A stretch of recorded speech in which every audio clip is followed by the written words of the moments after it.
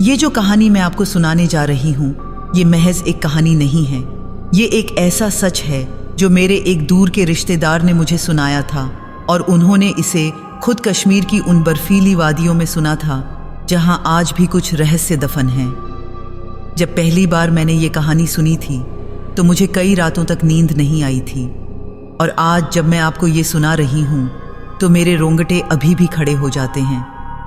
अगर आप इस चैनल पर नए हैं तो प्लीज़ इसे सब्सक्राइब कर लीजिए ताकि ऐसी रहस्यमयी और डरावनी कहानियाँ आप तक पहुँचती रहें। और हाँ, कहानी ख़त्म होने पर मुझे ज़रूर बताइएगा कि कैसी लगी और आप इसे किस शहर से सुन रहे हैं। अपना नाम भी ज़रूर लिखिएगा। मुझे अच्छा लगता है जब मुझे पता चलता है कि मेरी आवाज़ कहाँ कहाँ तक पहुँच रही है। तो चलिए शुरू करते हैं। कश्मीर की घाटी। जब भी हम इसका नाम सुनते हैं तो हमारे जहन में खूबसूरत बर्फ़ से ढकी चोटियाँ, हरी भरी वादियाँ और शांत झीलों की तस्वीरें उभर आती हैं। पर कश्मीर सिर्फ खूबसूरती का प्रतीक नहीं है। यहाँ की पहाड़ियों के बीच घने जंगलों में कई ऐसे रहस्य छुपे हैं जिनके बारे में बहुत कम लोग जानते हैं, और उन्हीं रहस्यों में से एक रहस्य से जुड़ी है हमारी ये कहानी। बात कोई 20-25 साल पुरानी है। उस वक्त श्रीनगर से कुछ किलोमीटर दूर पहाड़ों की गोद में बसे एक छोटे से गांव में एक आश्रम था। ये आश्रम बाकी आश्रमों की तरह नहीं था जहां लोग सुबह शाम आरती करने आते हों या भजन कीर्तन होता हो। नहीं, ये आश्रम एकदम अलग थलग था। यहाँ सिर्फ वही लोग आते थे जो तंत्र विद्या सीखना चाहते थे, जो अघोरी साधनाओं में रुचि रखते थे। इस आश्रम के गुरु थे गुरुदेव हरिराम, एक ऐसे तांत्रिक जिनकी ख्याति पूरे कश्मीर में फैली हुई थी। कहा जाता था कि गुरुदेव हरिराम ने अपने जीवन में ऐसी ऐसी सिद्धियां प्राप्त की थीं जिनके बारे में आम लोग सोच भी नहीं सकते। उनके पास एक शिष्य था, वेदानंद, एक युवा साधक जो अपने गुरु के चरणों में पूर्ण समर्पित था। वेदानंद कोई साधारण युवक नहीं था। बचपन से ही उसे आध्यात्मिकता में गहरी रुचि थी। जब उसके साथी खेलकूद में मग्न रहते तब वो मंदिर में बैठकर घंटों भगवान की मूर्ति को निहारता रहता। उसके माता पिता चाहते थे कि वो पढ़ाई करे, कोई नौकरी करे, शादी करके घर बसाए, पर वेदानंद का मन तो कहीं और ही रमा हुआ था। वो जानना चाहता था कि इस दुनिया के पीछे क्या है, मौत के बाद क्या होता है, क्या सच में आत्माओं का अस्तित्व है। जब वो 17 साल का था तभी उसे गुरुदेव हरिराम के बारे में पता चला। उसने सुना कि गुरुदेव ने ऐसी ऐसी साधनाएं की हैं जिनसे वो मृतकों की आत्माओं से संपर्क कर सकते हैं। बस उसी दिन वेदानंद ने घर छोड़ दिया और पहुंच गया उस आश्रम में। गुरुदेव ने उसकी आंखों में वो चमक देखी, वो जिज्ञासा देखी जो एक सच्चे साधक में होनी चाहिए, और उन्होंने वेदानंद को अपना शिष्य बना लिया। अगले 8 साल वेदानंद ने गुरुदेव के चरणों में बिताए। उसने तंत्र विद्या के अनगिनत रहस्यों को सीखा, मंत्रों की शक्ति को समझा, यंत्रों के रहस्य जाने, पर सबसे बड़ी बात, उसने अपने गुरु से एक अटूट रिश्ता बना लिया। गुरुदेव सिर्फ उसके शिक्षक नहीं थे, वो उसके माता पिता थे, उसके दोस्त थे, उसकी पूरी दुनिया थे। पर जैसा कि कहते हैं ना, कोई भी चीज़ इस दुनिया में हमेशा के लिए नहीं रहती। एक दिन बिना किसी पूर्व सूचना के गुरुदेव हरिराम का देहांत हो गया। वो सुबह की ध्यान साधना में बैठे थे और उसी अवस्था में उन्होंने अपने प्राण त्याग दिए। डॉक्टर्स ने कहा कि उन्हें दिल का दौरा पड़ा था, पर आश्रम के लोगों का मानना था कि गुरुदेव ने समाधि ली थी। उन्होंने अपनी इच्छा से अपना शरीर छोड़ा था। वेदानंद के लिए तो जैसे पूरी दुनिया ही उजड़ गई। वो रोता रहा, चिल्लाता रहा, नहीं गुरुदेव, आप मुझे छोड़कर नहीं जा सकते। अभी तो मैंने बहुत कुछ सीखना है आपसे। पर मौत किसी की नहीं सुनती। गुरुदेव का अंतिम संस्कार हुआ और वेदानंद अकेला रह गया। धीरे धीरे आश्रम के बाकी लोग भी वहां से चले गए। कुछ ने अपने घर वापस जाने का फैसला किया, कुछ ने दूसरे गुरुओं की शरण ली। यही पर वेदानंद वहीं रुका रहा। वो आश्रम छोड़कर कहाँ जाता? उसका तो कोई घर भी नहीं बचा था। और फिर उसे लगता था कि अगर वो यहाँ से गया तो गुरुदेव से उसका आखिरी रिश्ता भी टूट जाएगा। दिन बीतते गए। वेदानंद अकेले उस आश्रम में रहने लगा। वो सुबह शाम गुरुदेव की तस्वीर के सामने घंटों बैठा रहता, रोता रहता, उससे बातें करता जैसे गुरुदेव अभी भी वहाँ मौजूद हों। गांव के लोग उसे देखकर तरस खाते। कुछ लोग उसे खाना पहुँचा देते, पर ज़्यादातर लोग उससे दूर ही रहते। उन्हें लगता था कि गुरुदेव के जाने के बाद से वेदानंद का दिमाग थोड़ा खराब हो गया है, पर वेदानंद का दिमाग खराब नहीं हुआ था। उसके अंदर तो एक आग सुलग रही थी, एक ऐसी धुन थी जो दिन ब दिन तेज होती जा रही थी। वो बस एक ही चीज़ चाहता था, अपने गुरुदेव को दोबारा देखना, उनसे एक बार फिर बात करना, उनका आशीर्वाद लेना।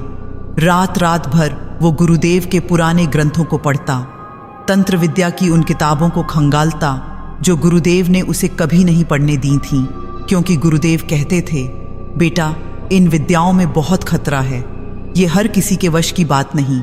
जब सही समय आएगा तब मैं तुम्हें सिखाऊंगा। पर अब तो गुरुदेव थे नहीं, और वेदानंद को लगा कि अब वो खुद ही इन रहस्यों को सुलझा लेगा। एक रात जब बाहर तेज बर्फबारी हो रही थी और ठंडी हवाएं आश्रम की खिड़कियों से टकरा रही थीं, वेदानंद को एक पुरानी किताब मिली। ये किताब गुरुदेव की निजी अलमारी में छुपी हुई थी। उस पर मोटी धूल की परत जमी थी, जैसे सालों से किसी ने उसे छुआ नहीं था। वेदानंद ने जब उस किताब को खोला तो उसके पन्ने पीले पड़ चुके थे और उसमें संस्कृत के श्लोक लिखे थे। वो श्लोक पढ़ते पढ़ते वेदानंद एक खास श्लोक पर रुक गया। उसने उसे बार बार पढ़ा। यह गुरोः आत्मानं प्रकटयति सह एव सच्चः शिष्यः कथ्यते।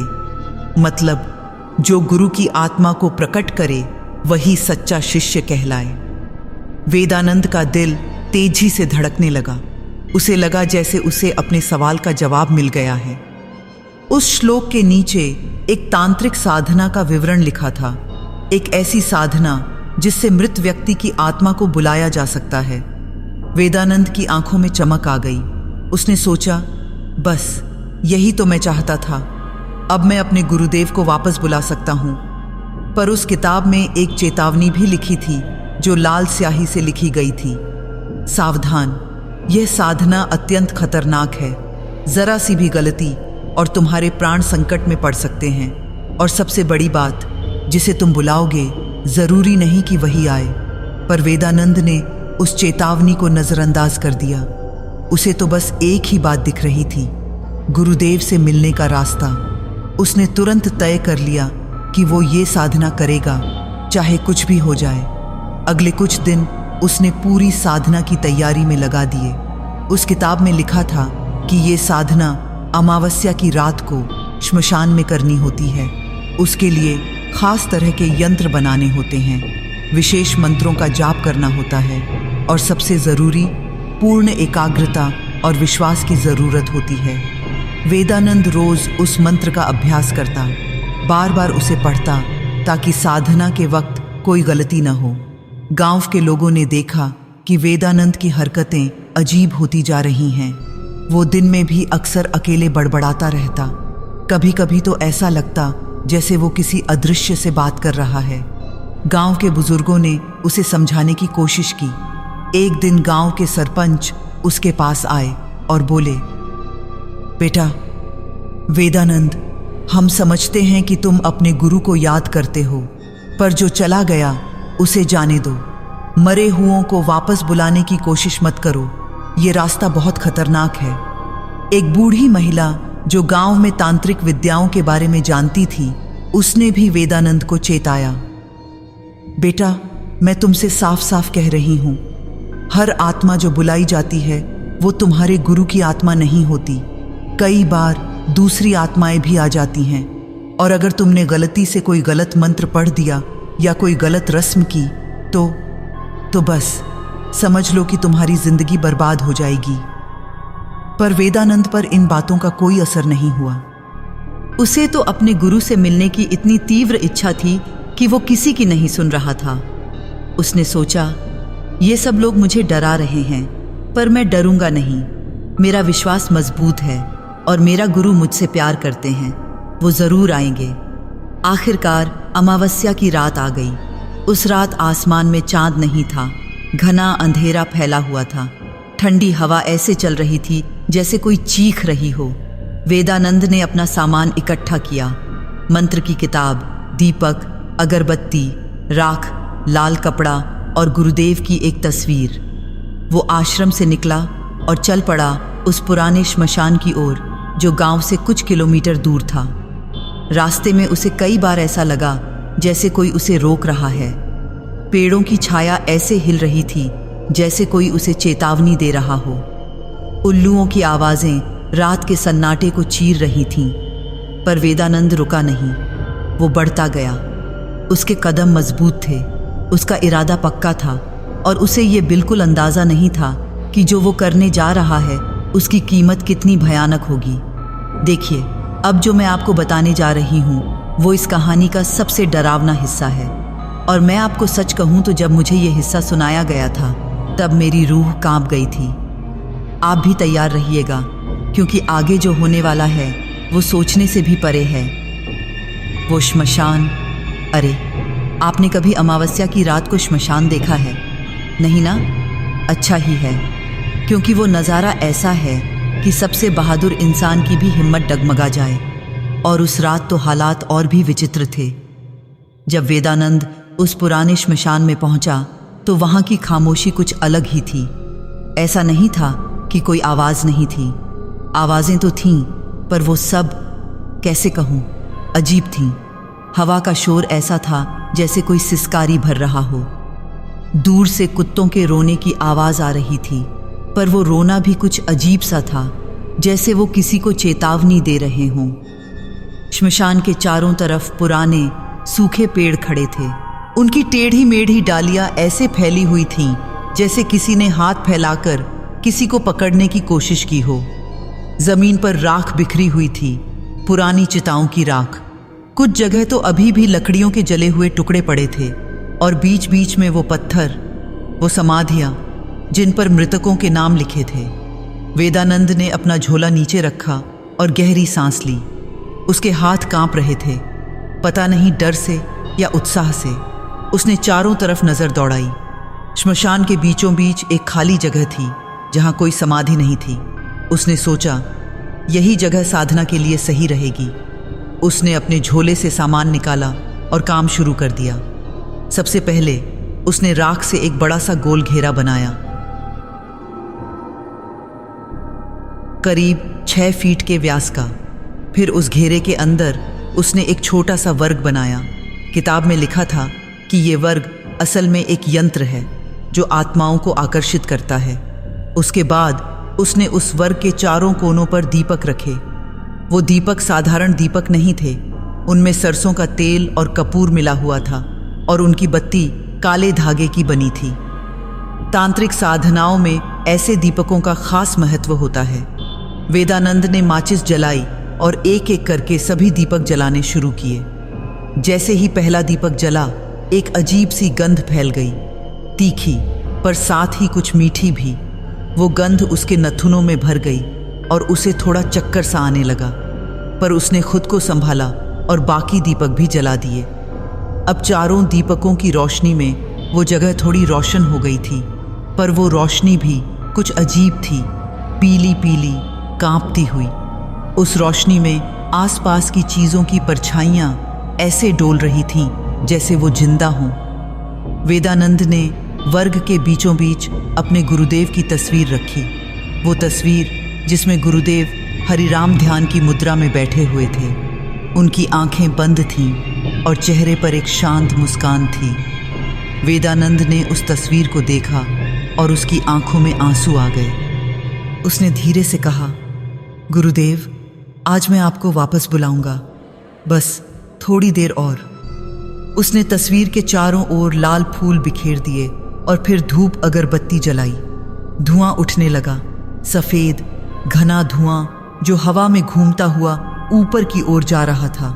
पर अजीब बात यह थी कि वो धुआं सीधे ऊपर नहीं जा रहा था।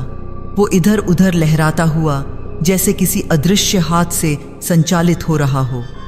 अब साधना की असली शुरुआत होनी थी।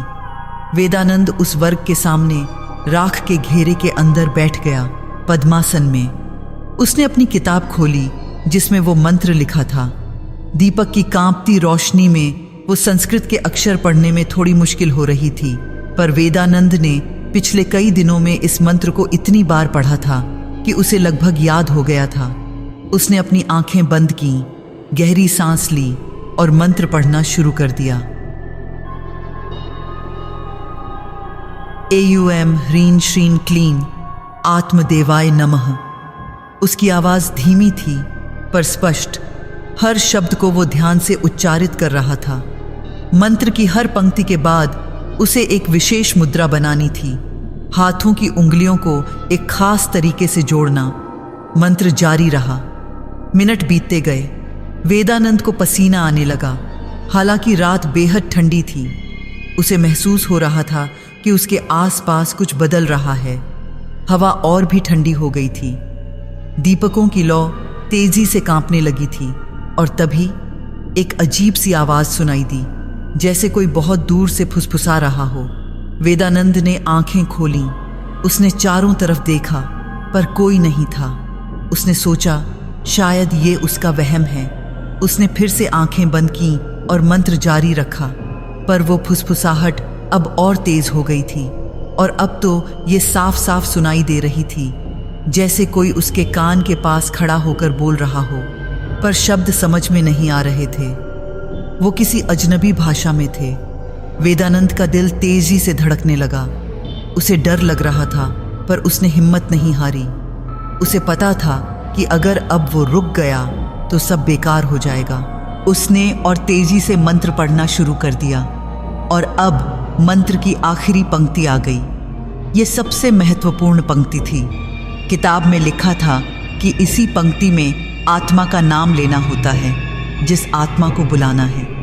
वेदानंद ने गहरी सांस ली और बोलना शुरू किया। यस्य आत्मानम आह्वयामि सह सह। और यहीं वो भयानक गलती हो गई। देखिए, तनाव में, डर में और उस अजीब माहौल में वेदानंद से एक शब्द गलत निकल गया। उसे कहना था आत्मदेवाय, यानी गुरु की आत्मा को, पर उसके मुंह से निकला अंतर्देवाय, यानी अंदर छुपे देव को। बस इतना सा फर्क, एक शब्द की गलती। पर तंत्र विद्या में एक शब्द की गलती पूरी साधना को बदल देती है। ये ऐसा है जैसे आप किसी को फ़ोन करना चाहें और गलत नंबर मिला दें। जिसे बुलाना था वो नहीं आएगा, पर कोई और ज़रूर आएगा। जैसे ही वो गलत शब्द वेदानंद के मुंह से निकला, अचानक सब कुछ रुक गया। फुसफुसाहट बंद हो गई, हवा थम गई। ऐसा लगा जैसे समय ही रुक गया हो। और फिर धड़ाम, चारों दीपक एक साथ बुझ गए। बिना किसी हवा के झोंके के, बिना किसी कारण के अंधेरा छा गया, घना काला अंधेरा। वेदानंद चीखना चाहता था पर उसके गले से आवाज नहीं निकली। वो हिलना चाहता था पर उसका शरीर जैसे जम गया था। कुछ सेकंड के लिए कुछ भी नहीं हुआ। पूरा सन्नाटा, पूरा अंधेरा, और फिर राख हिलने लगी। वेदानंद की आंखें अंधेरे में कुछ नहीं देख पा रही थीं, पर उसे महसूस हो रहा था वो राख जो उसने घेरा बनाने के लिए इस्तेमाल की थी वो हिल रही थी, जैसे कोई अदृश्य हाथ उसे इधर उधर कर रहा हो।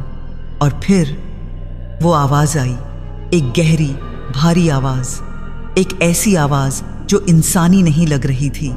वो आवाज चारों तरफ से आ रही थी, जैसे पूरा श्मशान बोल रहा हो। तूने मुझे बुलाया है। वेदानंद के रोंगटे खड़े हो गए। उसके पूरे शरीर में एक अजीब सी ठंडक दौड़ गई। उसने हिम्मत करके पूछा, कौन है? तूने मुझे बुलाया, अब मैं तेरा हूं। गुरुदेव। वेदानंद की आवाज कांप रही थी। क्या आप गुरुदेव हैं? और तभी अचानक एक धुंधली रोशनी प्रकट हुई। पहले तो बहुत हल्की, फिर धीरे धीरे तेज होती गई, और उस रोशनी में एक साया दिखाई दिया। वो साया इंसान की शक्ल का था, पर उसमें कोई ठोसपन नहीं था। वो पारदर्शी था, धुंधला। उसके चेहरे की आकृति साफ नहीं थी, पर वेदानंद को लग रहा था कि वो उसे देख रहा है।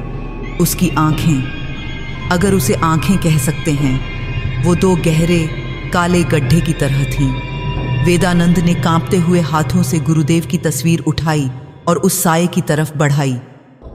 गुरुदेव, ये देखिए, आप हैं ना? साया हिला। वो वेदानंद के पास आया, बहुत पास, इतना पास कि वेदानंद को एक अजीब सी गंध आने लगी, सड़ी हुई लकड़ी और जली हुई चीजों की गंध। और फिर वो साया हंसा, एक भयानक कर्कश हंसी, एक ऐसी हंसी जिसमें कोई खुशी नहीं थी, सिर्फ मजाक था।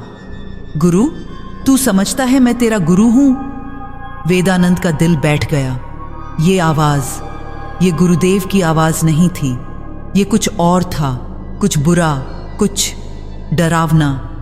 नहीं, मूर्ख शिष्य, मैं तेरा गुरु नहीं। साया और पास आया। अब वो वेदानंद के बिल्कुल सामने था, इतना पास कि वेदानंद उसकी ठंडक महसूस कर सकता था। मैं प्रेत हूं। उस पल वेदानंद को समझ आ गया कि उसने क्या भयानक गलती कर दी है। उसने जिसे बुलाया था वो नहीं आया। उसकी जगह कुछ और आ गया था, कुछ जो इस दुनिया का नहीं था, कुछ जो उससे बदला लेना चाहता था उस गलती के लिए जो उसने की थी। वेदानंद चीखना चाहता था, भागना चाहता था, पर वो हिल नहीं पा रहा था। प्रेत की मौजूदगी ने उसे जकड़ लिया था और अब तो उसकी असली परीक्षा शुरू होने वाली थी। प्रेत ने अपना धुंधला हाथ बढ़ाया और वेदानंद के माथे को छुआ। उस स्पर्श में बर्फ से भी ज्यादा ठंडक थी और जैसे ही उसने छुआ, वेदानंद के दिमाग में हजारों आवाजें गूंजने लगीं। चीखें, रोना, हंसी, फुसफुसाहट, सब एक साथ। अब से तू मेरे साथ बंधा है जब तक तेरी सांसें हैं। वेदानंद ने कांपते हुए पूछा, क्या चाहिए तुम्हें? प्रेत फिर से हंसा। उसकी हंसी पूरे श्मशान में गूंज रही थी। तुझसे जो मुझे चाहिए वो तुझे जल्द ही पता चल जाएगा। और अगले ही पल प्रेत विलीन हो गया। ऐसे गायब हुआ जैसे कभी था ही नहीं, पर उसकी मौजूदगी का एहसास अभी भी था। वेदानंद को लग रहा था कि वो अभी भी यहीं है, कहीं पास में, अदृश्य। दीपक अपने आप फिर से जल उठे और उनकी रोशनी में वेदानंद ने अपने चारों ओर देखा। सब कुछ वैसा ही था जैसा पहले था। राख का घेरा, यंत्र, गुरुदेव की तस्वीर, पर कुछ बदल गया था, कुछ बहुत बुरा बदल गया था। वेदानंद उठा और लड़खड़ाते हुए वहां से भागा। उसके दिमाग में सिर्फ एक ही बात थी, मैंने क्या कर दिया? मैंने क्या भयानक गलती कर दी? पर वो नहीं जानता था कि असली डरावना हिस्सा तो अभी शुरू भी नहीं हुआ था। अब जो मैं आपको बताने जा रही हूं वो सुनकर आप सोचेंगे कि ये कैसे हो सकता है, पर विश्वास कीजिए, ये दुनिया जितनी साधारण दिखती है उतनी है नहीं। कुछ चीजें ऐसी होती हैं जो विज्ञान से परे हैं, जो समझ से परे हैं। और वेदानंद के साथ जो हुआ वो उन्हीं अनसुलझे रहस्यों में से एक था। उस रात जब वेदानंद श्मशान से भागा तो सुबह होने में अभी कुछ घंटे बाकी थे। रात का अंधेरा अभी भी गहरा था। वो लड़खड़ाते हुए, गिरते पड़ते किसी तरह वापस आश्रम पहुंचा। उसकी हालत देखने लायक थी। कपड़े राख से सने हुए, बाल बिखरे हुए, आंखें डर से फैली हुई और पूरे शरीर में एक अजीब सी कंपी। वो सीधा अपने कमरे में गया और दरवाज़ा बंद करके अंदर से कुंडी लगा दी। फिर वो कोने में जाकर बैठ गया, घुटनों में मुंह छुपाकर। उसकी सांसें तेज चल रही थीं। दिल इतनी तेजी से धड़क रहा था कि लगता था बाहर निकल आएगा। क्या हो गया मुझे? उसने खुद से पूछा। मैंने क्या किया? पर उसके सवालों का कोई जवाब नहीं था। वो बस वहीं बैठा रहा घंटों। उसे नींद नहीं आई। कैसे आती? हर बार जब वो आंखें बंद करता तो उसे वो साया दिखाई देता, वो धुंधली आकृति, वो काली खोखली आंखें और वो आवाज, वो भयानक आवाज जो कहती थी, अब से तू मेरे साथ बंधा है। सुबह हुई। सूरज की पहली किरणें खिड़की से अंदर आईं। वेदानंद को थोड़ा सुकून मिला। उसने सोचा, शायद वो सब एक बुरा सपना था। हाँ, बस एक सपना। उसने हिम्मत करके उठने की कोशिश की। पैर कांप रहे थे, पर किसी तरह वो खड़ा हुआ। उसने खिड़की की तरफ देखा। बाहर सब कुछ सामान्य था। पक्षी चहचहा रहे थे। दूर गांव से लोगों की आवाज़ें आ रही थीं। सूरज की गर्म रोशनी ने उसे थोड़ा बेहतर महसूस कराया। हाँ, उसने खुद से कहा, वो सब सपना था। बस डर की वजह से मुझे भ्रम हो गया था। उसने अपना चेहरा धोने के लिए बाल्टी में हाथ डाला। ठंडे पानी का स्पर्श अच्छा लगा। उसने मुट्ठी भर पानी लिया और चेहरे पर छिड़का। फिर उसने आईने में अपने आप को देखा और वहीं उसकी सांस रुक गई। आईने में उसका चेहरा तो वैसा ही था, पर उसकी आंखें बदल गई थीं। वो अब पहले जैसी नहीं लग रही थीं। उनमें कुछ अलग था, कुछ अजीब। वेदानंद ने अपनी आंखों को गौर से देखा। वो खुली हुई थीं, पर उनमें जैसे एक परत चढ़ी हुई थी, एक धुंधली सफेद परत, जैसे किसी ने उन पर दूधिया पर्दा डाल दिया हो। ये क्या है? उसने आईने के और पास जाकर देखा। उसने अपनी पलकें झपकाईं, आंखें मलीं, पर वो परत गई नहीं। और फिर वो समझ गया, उसे दिखाई नहीं दे रहा था। अच्छे से दिखाई नहीं दे रहा था। सब कुछ धुंधला था, अस्पष्ट, जैसे किसी ने पूरी दुनिया पर कोहरा फैला दिया हो। नहीं, वेदानंद चिल्लाया, नहीं, मेरी आंखें, मेरी आंखें। उसने अपने चेहरे को छुआ, आंखों को जोर से मला, पर कुछ फर्क नहीं पड़ा। उसकी दृष्टि धुंधली बनी रही। दहशत में वो बाहर भागा। आश्रम के बाहर एक पुराना कुआं था।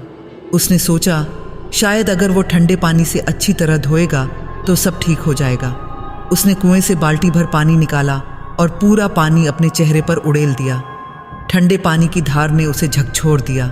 उसने फिर से अपनी आंखें खोलीं और तभी उसने देखा, या यूं कहें कि महसूस किया, गांव के एक बुजुर्ग जो रोज सुबह आश्रम के पास से गुजरते थे, वो उसकी तरफ आ रहे थे। वेदानंद ने उनकी तरफ देखा। उसकी दृष्टि धुंधली थी। उनका चेहरा साफ नहीं दिख रहा था, पर उसे कुछ और दिख रहा था। उस बुजुर्ग के चारों ओर एक रंगीन आभा थी, एक ऐसी चमक जो उनके शरीर से निकल रही थी। और उस आभा के रंग से वेदानंद को पता चल रहा था कि उस व्यक्ति के मन में क्या चल रहा है।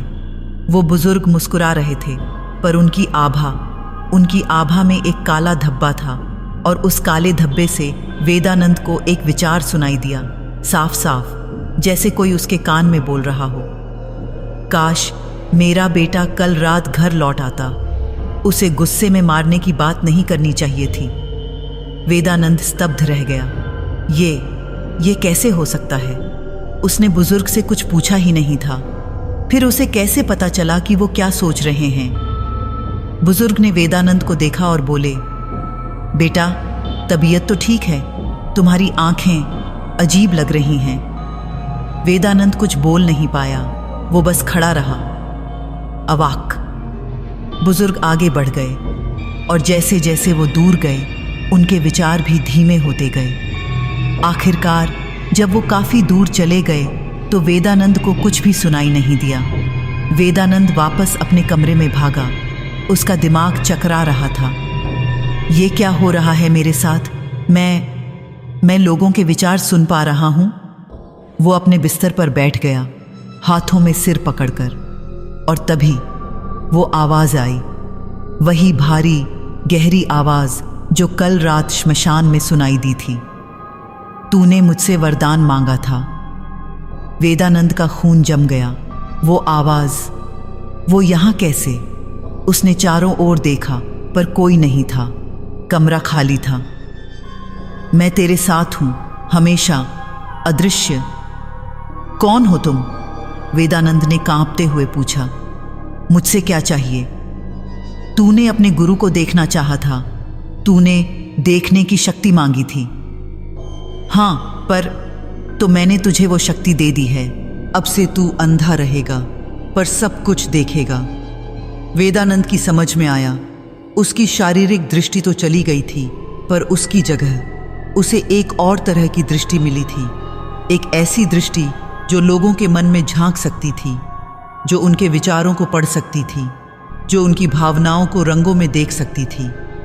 नहीं, वेदानंद चिल्लाया, मैं ये नहीं चाहता, मुझे मेरी दृष्टि वापस दो। प्रेत हंसा। उसकी हंसी पूरे कमरे में गूंजी। जो तूने मांगा वो मिल गया, अब लौटना तेरे वश में नहीं। जो लोग कहते हैं वह तुझे नहीं दिखेगा, जो सोचते हैं वह दिखेगा, यही तेरी नियति है अब। पर मैं नहीं जी सकता ऐसे। तुझे जीना होगा क्योंकि तूने द्वार खोला है, और जब तक तू जिंदा है मैं तेरे साथ रहूंगा, तेरी हर सांस में, तेरे हर विचार में, तेरी हर धड़कन में। वेदानंद रोने लगा। वो समझ गया था कि उसने कितनी बड़ी भूल कर दी है। गुरु से मिलने की चाह में उसने एक ऐसा श्राप अपने ऊपर ले लिया था जो शायद कभी नहीं हटेगा। अगले कुछ दिन वेदानंद के लिए नरक से कम नहीं थे। जब भी कोई उसके पास आता, उसे उनके विचार सुनाई देते, और वो विचार हमेशा अच्छे नहीं होते थे। गांव की एक महिला जो दिन में मुस्कुराती हुई उससे मिलने आई, उसके मन में वेदानंद के आश्रम पर कब्जा करने की योजना थी। एक युवक जो उसे प्रणाम करने आया, उसके मन में चोरी के विचार थे। एक बच्चा जो मासूम दिख रहा था, उसके मन में अपने छोटे भाई के प्रति ईर्ष्या थी। हर किसी के मन में कुछ न कुछ छुपा था, कोई झूठ, कोई छल, कोई नफरत, कोई लालच। और वेदानंद को सब कुछ दिख रहा था, सुनाई दे रहा था।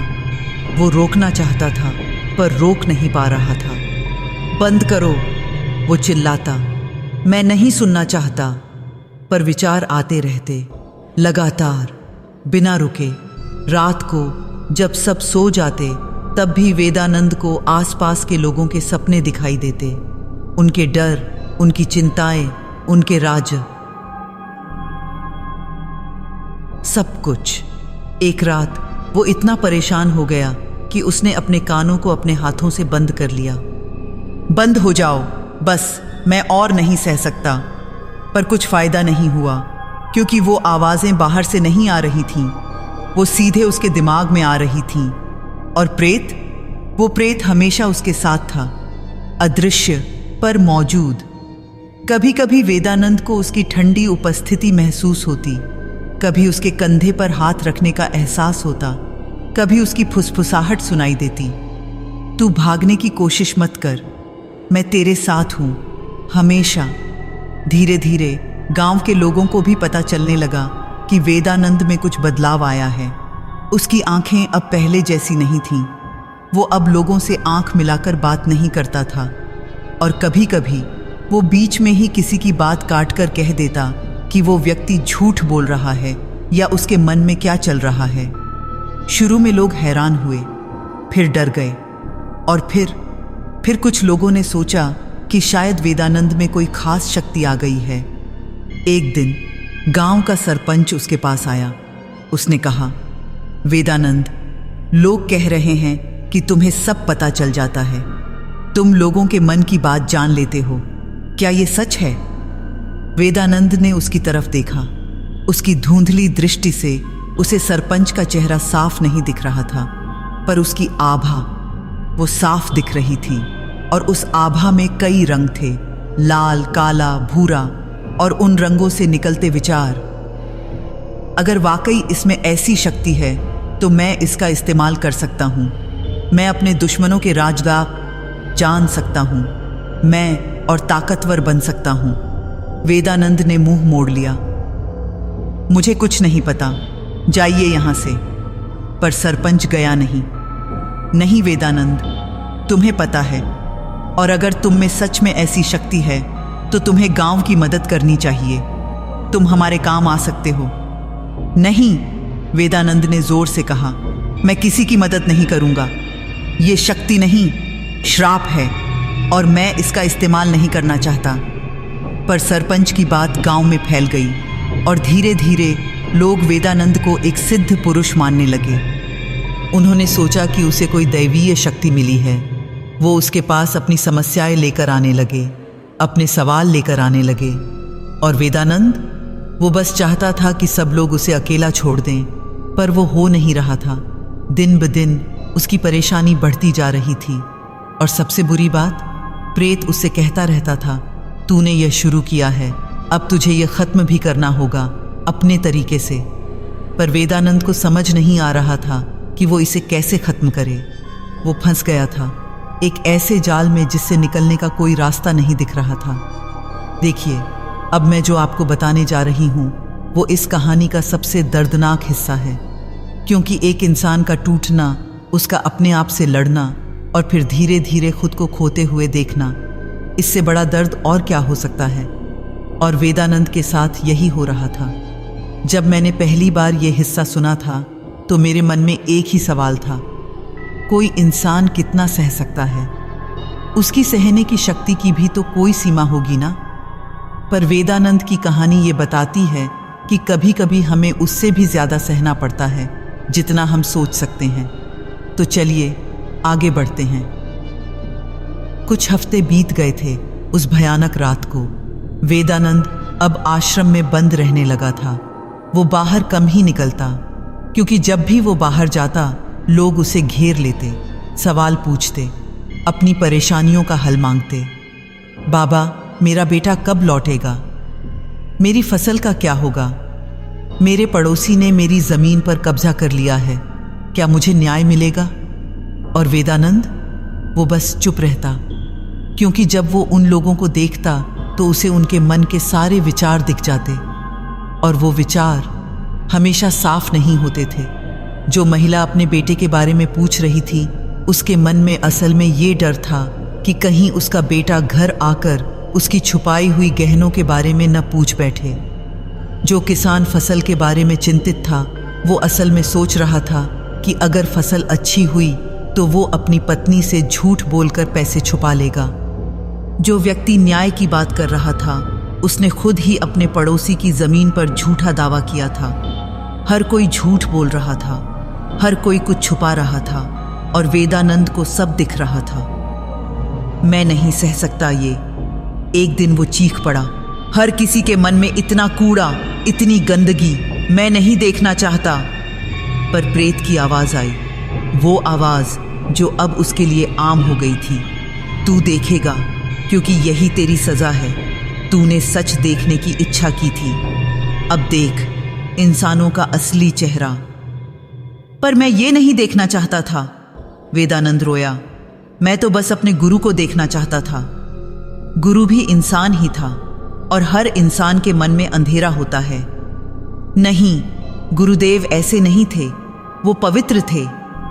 प्रेत हंसा। उसकी हंसी में मजाक था, क्रूरता थी। तू चाहे तो देख ले, मैं तुझे दिखा सकता हूं तेरे गुरु के मन में क्या था। नहीं, वेदानंद ने कानों पर हाथ रख लिए। नहीं, मैं नहीं देखूंगा। पर प्रेत रुका नहीं। उसने वेदानंद के दिमाग में एक दृश्य दिखाया, गुरुदेव हरिराम का चेहरा, और उनके चेहरे के पीछे विचार, ऐसे विचार जो वेदानंद ने कभी सोचे भी नहीं थे।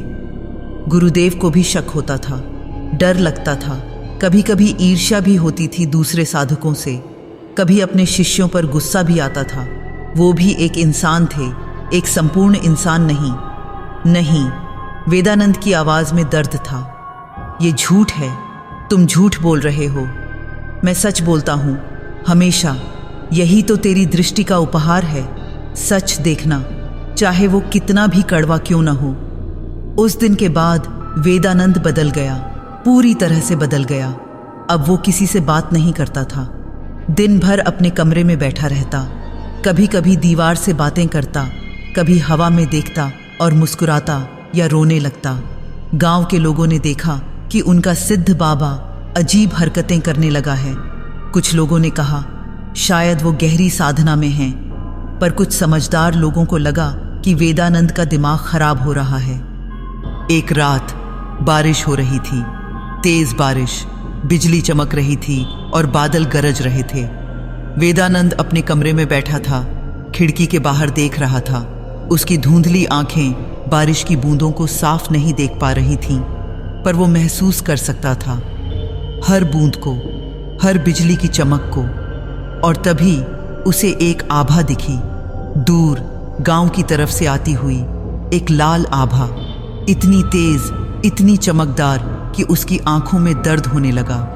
उसने देखा कि वो आभा आश्रम की तरफ आ रही है, और जैसे जैसे वो पास आती गई, वेदानंद को उससे निकलते विचार सुनाई देने लगे।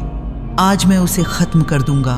वो बहुत कुछ जानता है, मेरे राजा जानता है, उसे जीवित नहीं रहने दूंगा। वेदानंद का दिल धक से रह गया। कोई उसे मारने आ रहा था। उसने जल्दी से दरवाज़ा बंद किया और कुंडी लगा दी। कुछ मिनटों बाद दरवाजे पर दस्तक हुई, जोर से, तेज। खोलो दरवाज़ा, एक आदमी की आवाज़ आई। वेदानंद ने उस आवाज़ को पहचाना। ये गांव के सरपंच के बेटे की आवाज़ थी। नहीं, जाओ यहाँ से, वेदानंद ने कहा। खोलो, मुझे तुमसे बात करनी है। नहीं, तुम मुझे मारना चाहते हो, मुझे पता है। दरवाजे के पीछे से चुप्पी छा गई।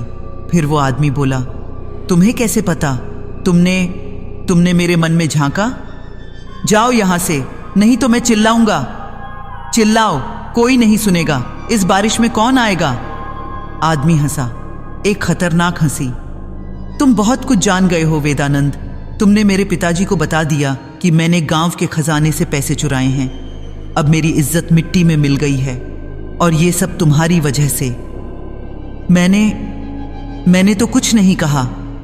वेदानंद की आवाज कांप रही थी। तुम्हें कहने की जरूरत नहीं, तुम्हारी आंखें सब कुछ कह देती हैं। लोग कहते हैं तुम सब जानते हो, तो मैं नहीं चाहता कि तुम और कुछ जानो।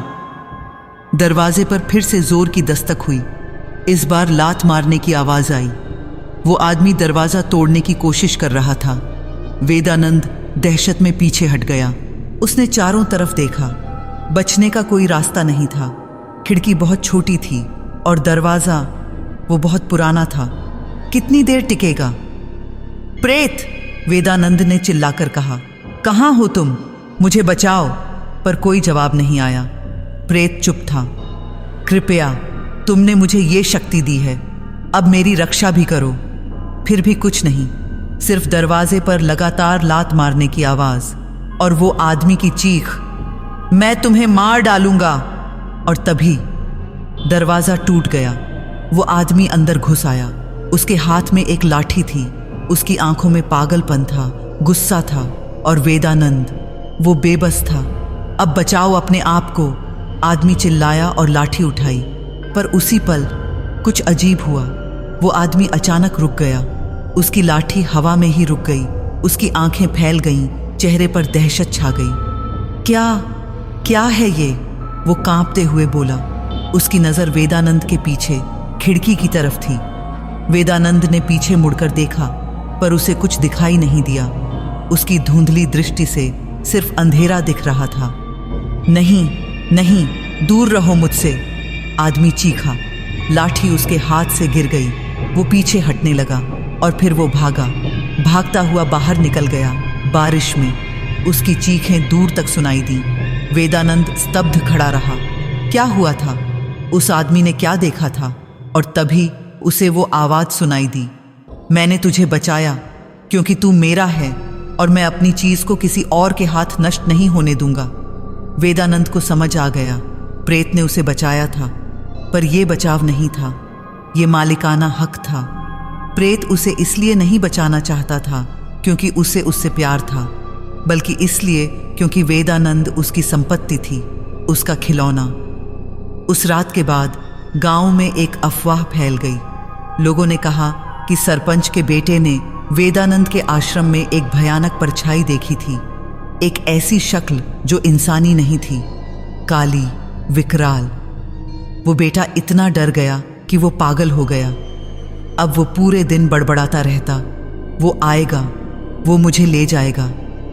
लोगों ने सोचा कि शायद वेदानंद ने उस पर कोई श्राप डाल दिया है। अब लोग उससे और भी ज्यादा डरने लगे, पर साथ ही उसे और भी ज्यादा शक्तिशाली मानने लगे। नेत्रहीन सिद्ध लोग उसे बुलाने लगे, जो अंधा है पर सब देखता है, जिसके पास अलौकिक शक्ति है। पर वेदानंद, वो जानता था कि ये शक्ति नहीं बल्कि एक जंजीर है, एक ऐसी जंजीर जो उसे प्रेत से बांधे हुए है, और वो जंजीर हर दिन हर पल कसती जा रही थी। दिन बीतते गए, वेदानंद की हालत और बिगड़ती गई। अब वो खाना भी ठीक से नहीं खाता था, पानी भी कम पीता था, बस अपने कमरे में बैठा रहता, दीवार को देखता रहता। कभी कभी वो हंसता बिना किसी कारण, कभी रोता अचानक, कभी गाने लगता, कभी चीखने लगता। एक दिन गांव का डॉक्टर उसे देखने आया। उसने वेदानंद की जांच की और कहा, इसका दिमाग ठीक नहीं है, इसे इलाज की ज़रूरत है। पर जब डॉक्टर उसके पास बैठा तो वेदानंद ने अचानक उसकी तरफ देखा और बोला, तुम अपनी पत्नी को धोखा दे रहे हो, तुम्हारा किसी और से अफेयर है। डॉक्टर का चेहरा सफ़ेद पड़ गया। तुम्हें कैसे पता? वेदानंद हंसा, एक खोखली बेजान हंसी। मुझे सब पता है, हर किसी के बारे में, और मैं नहीं चाहता ये जानना, पर मैं मजबूर हूँ। डॉक्टर जल्दी से उठा और वहाँ से चला गया। उसके बाद वो फिर कभी वापस नहीं आया, और वेदानंद वो वहीं बैठा रहा अपने अंधेरे में, उस अंधेरे में जो उसकी धुंधली दृष्टि ने बनाया था, उस अंधेरे में जहाँ सिर्फ दूसरों के विचार थे, दूसरों के पाप थे, दूसरों की गंदगी थी। मैं नहीं देखना चाहता, वो रोज प्रार्थना करता, कृपया मुझे मेरा अंधापन वापस दे दो। वो बेहतर था, इस दृष्टि से तो अंधापन अच्छा है। पर प्रेत हमेशा हंसता, तूने मांगा था, अब भोग, यही तेरी नियति है जब तक तू जीवित है। और वेदानंद समझ गया कि अब बचने का सिर्फ एक ही रास्ता है, पर वो रास्ता वो इतना आसान नहीं था और उसके लिए बहुत बड़ी कीमत चुकानी पड़ती।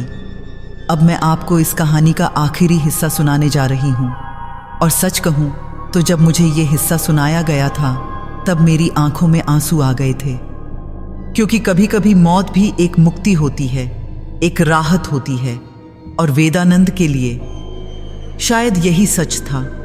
पर इससे पहले कि मैं आगे बढ़ूं, मैं आपसे कुछ पूछना चाहती हूँ। क्या आपने कभी सोचा है कि जिंदगी और मौत में से कौन ज्यादा डरावना है?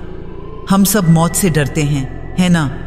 पर कभी कभी जिंदगी इतनी तकलीफदेह हो जाती है कि मौत एक आशीर्वाद लगने लगती है, और वेदानंद वो उसी मोड़ पर पहुंच गया था।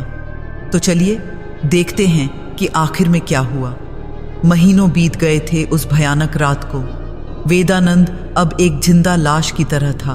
उसका शरीर तो वहां था, पर उसकी रूह कहीं खो गई थी, उस अंतहीन विचारों के समंदर में जो हर पल उसके दिमाग में लहराता रहता था।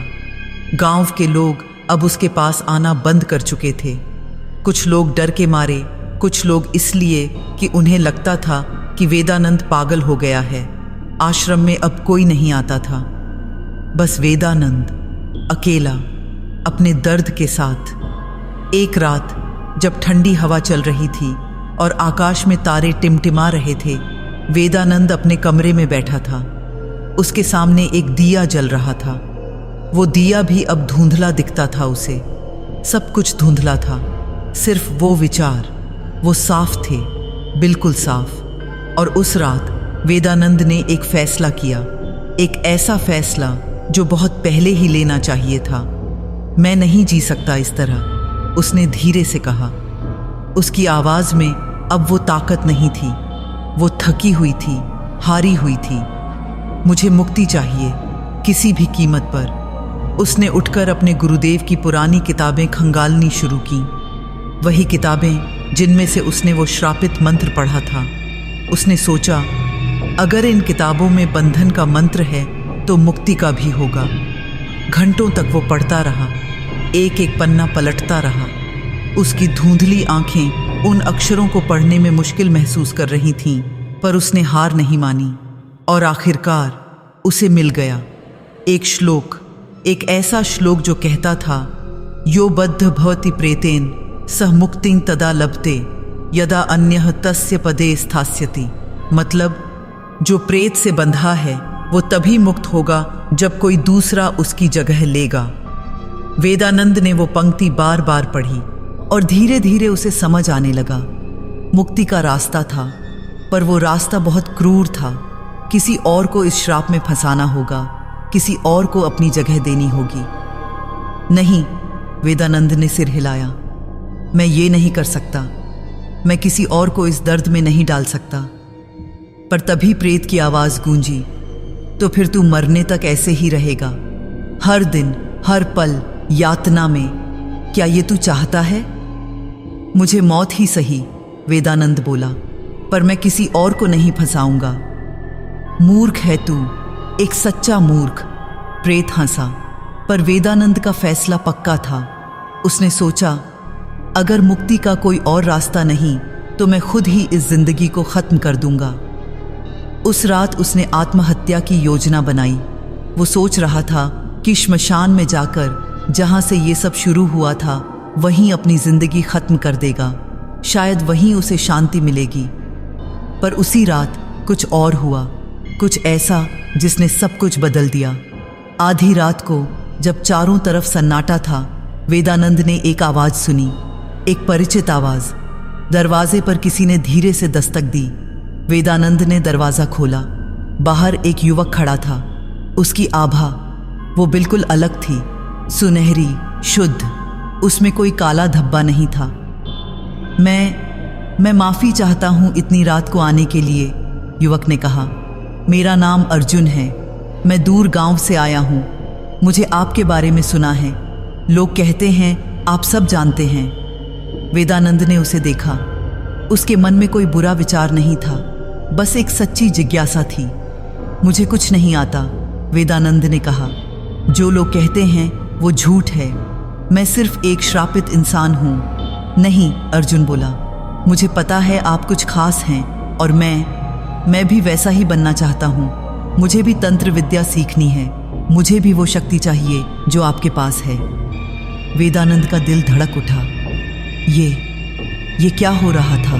क्या ये कोई संयोग था, या फिर प्रेत की कोई चाल? तुम नहीं जानते तुम क्या मांग रहे हो, वेदानंद ने कहा। ये शक्ति नहीं, श्राप है। तुम नहीं चाहोगे इसे। मैं चाहता हूं। अर्जुन की आंखों में दृढ़ता थी। मैं जानना चाहता हूं कि लोगों के मन में क्या है। मैं देखना चाहता हूं वो जो दूसरे नहीं देख सकते। कृपया मुझे सिखाइए।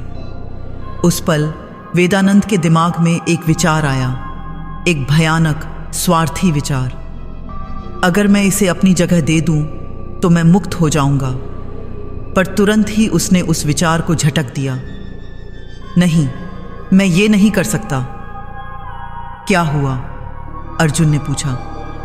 तुम नहीं समझते। वेदानंद की आवाज कांप रही थी।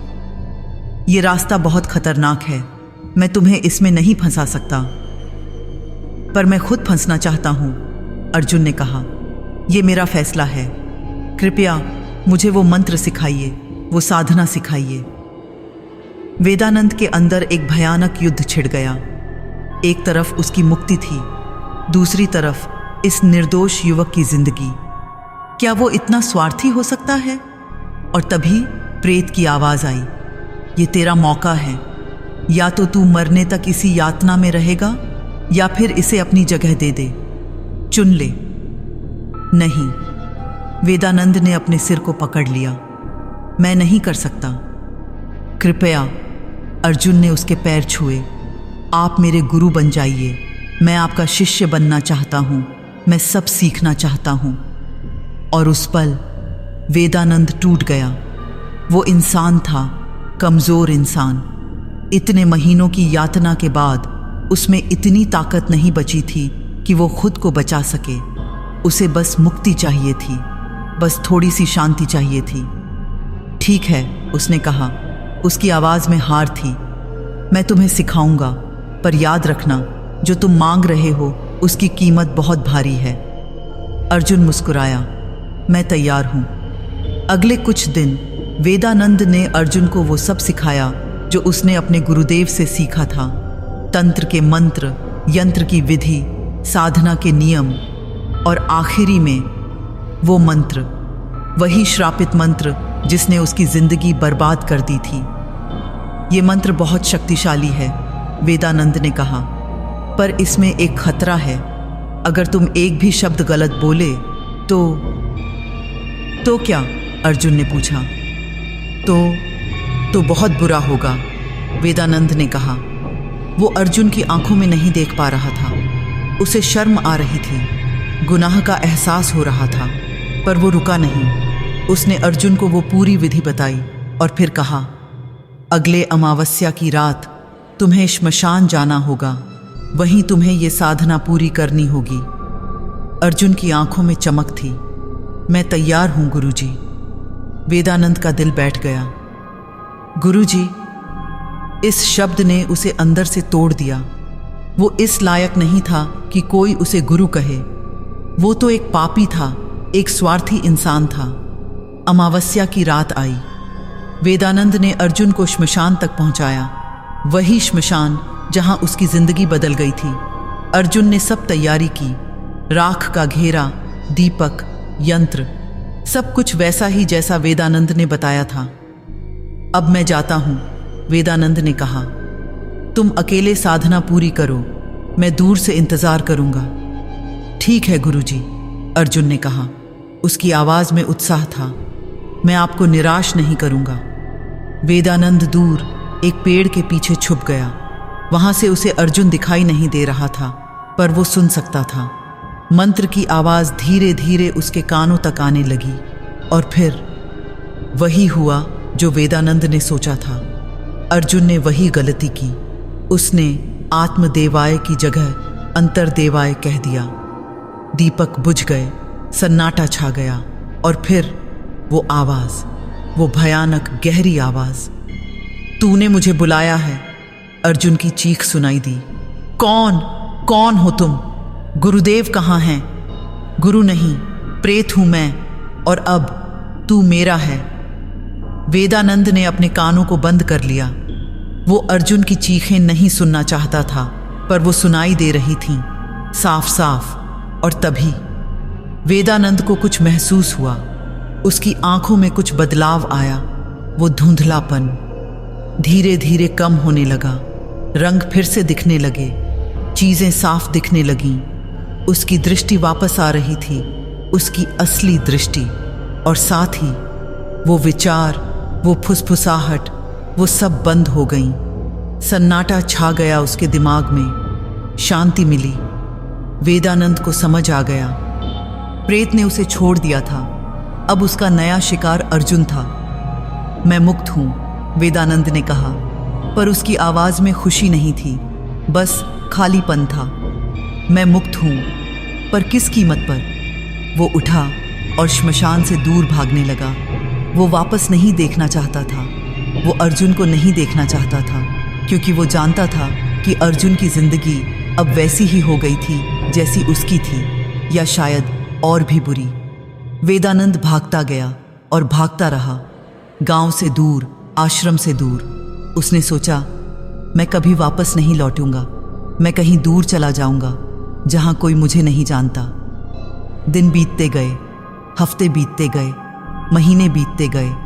वेदानंद कई गांवों, कई शहरों में घूमा, कहीं टिका नहीं, क्योंकि जहां भी वो जाता उसे अर्जुन की वो चीख याद आती।